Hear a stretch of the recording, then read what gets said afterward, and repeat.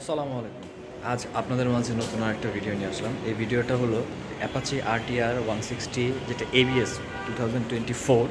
এটা manufactured by 2023 বা 2024 এবং মডেলটাও 2024-এরই। আর সেই মডেল বিষয়ে আমি আপনাদের কিছু দেখাতে চাচ্ছি যে এই বাইকটা কেমন, এটার মাইলেজ কেমন বা এটা কীরকম চলতেছে। তো আমি বর্তমানে একটা ওন করছি, এই অ্যাপাচি RTR ABS 2V, যেটা 160cc। প্রথমেই এটার যে লুকস নিয়ে যেটা বলবো, যে লুকসটা ঠিক আছে।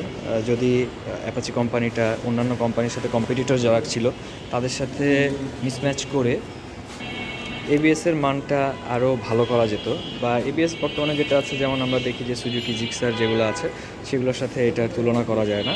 আর সিসির দিক থেকে আসলে হ্যাঁ, খুব ভালো, এটা রান খুব ভালো, এটা খুব একটা রেসিং বাইক এবং নেকেড স্পোর্টস বলা হয় বাইরের কান্ট্রিতে। দ্বিতীয় বিষয়, এটার ব্যাক সাইড অন্যান্য বাইকগুলোতে ব্যাক সাইডগুলো স্পোর্টি, কারণ স্পোর্টস বাইকে অবশ্যই ব্যাক সাইডে যে পিলিয়ন থাকবে সে পিলিয়ন থাকার জন্য ব্যাক সাইডটা উঁচু থাকতে হবে। এটা অ্যাপাচির সবচেয়ে একটা খারাপ দিক। আর তারপরেই যেটা বলবো, এটার মাইলেজ 44 বা 40, অনেক সময় ঢাকার মধ্যে 35-40 আসে।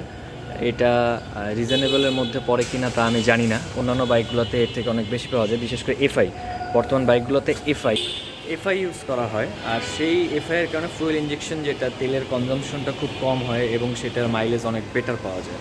আর আমি প্রথমেই যেটা বলেছি, এটা যে পিলিয়ন বলবে, পিলিয়নের এই সাইডটা যদি আরেকটু উঁচু করা যেত তাহলে এটি স্পোর্টি লুক আসতো এবং এটার আমার মতে ইয়াং জেনারেশনের ক্রাশ বাইক থাকতো।